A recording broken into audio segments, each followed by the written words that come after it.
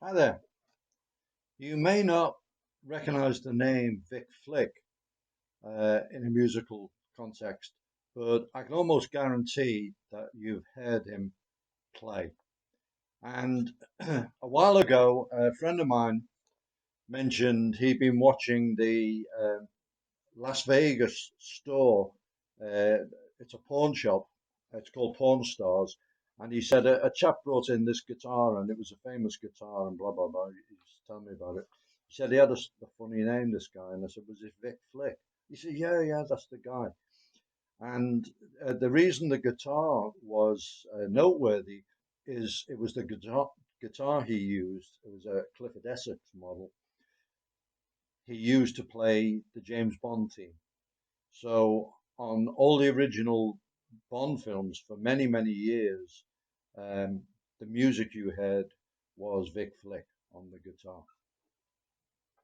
So his book, his autobiography, Vic Flick Guitarman, uh, tells his whole story. And he really came to fame on the musical scene in the John Barry Seven, which was heavily featured on television and was a big favourite of, uh, of me as a young guy. And John Barry um, played the cornet, and he, excuse me, he had studied music using the Schillinger method of music by mathematics. So we read, and he started this seven-piece band, and they, I say they were the kind of the the mainstay of several of the early music programs on TV, things like Drumbeat and Oh Boy. And the guitar player was Vic Flick. And they would sometimes back visiting stars. They'd sometimes play covers of some of the popular tunes, but they did also release a lot of their own material. One of the covers I remember them doing was Watch Your Step, the Bobby Parker number, which a lot of the Merseybeat bands played as a vocal, but JB7 had done it as an instrumental. And it was really good, a good twangy guitar sound. Um, Later on, John Barry got more interested in the production side, producing records and that kind of thing, and writing music for movies, which he later became world renowned for, not just the Bond films, but things like Out of Africa. And he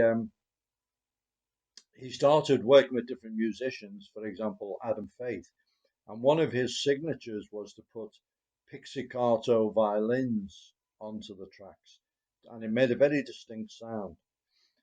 So if you listen to the early Adam Faith stuff, or his hits particularly, you hear this pizzicato strings plus the John Barry Seven, and the whole thing combined really in a movie. I think probably John Barry's first as his venture into soundtracks, a movie called Beat Girl, uh, starring Gillian Hills, and Adam Faith had a part in it, and the movie was awful, but the soundtrack was brilliant, and it was it was the beat scene in London, particularly Soho. These beatniks who were so rebellious that they used to go to coffee bars. Can you believe it? And they used to wear polo neck sweaters and duffel coats.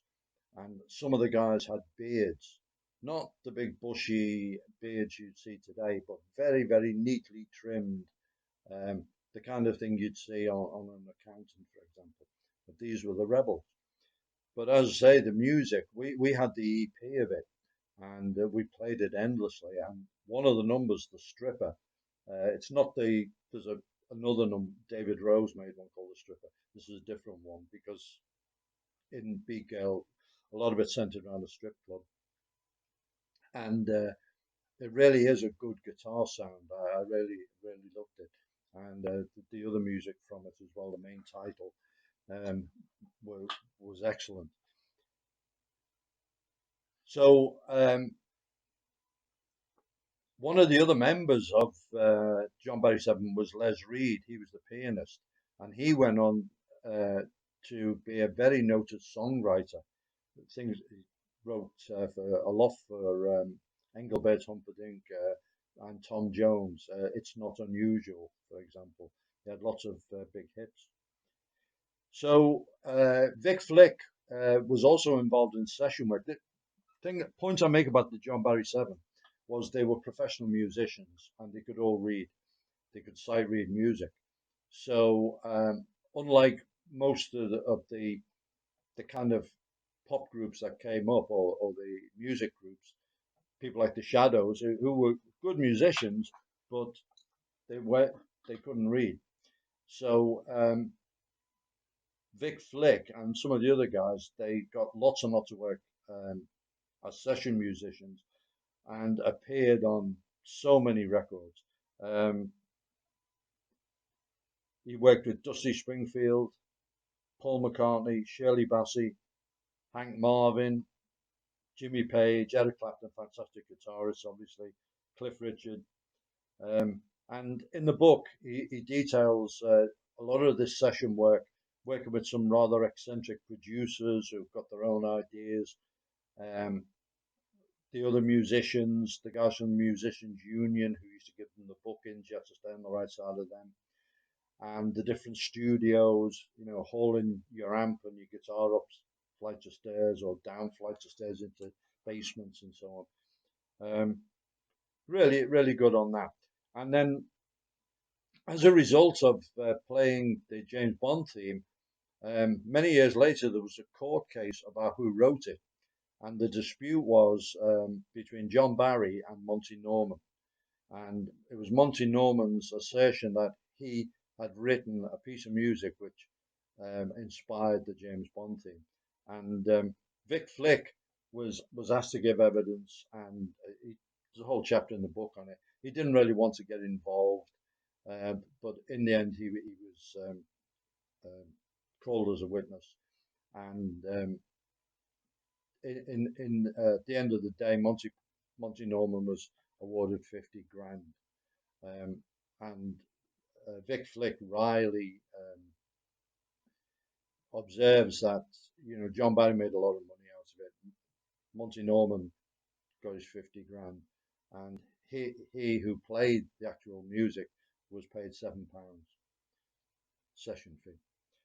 So really great book. There's the James Bond guitar on the back, Clifford Essex guitar. He also played different instruments, strats, and so on. I was really delighted when I ordered that book when it first came out. I read it a couple of times. I'd say Vic Flick was one of my real favourites as I was growing up, and it's really great to read his full story, and I really recommend it to anyone who's interested in guitar music.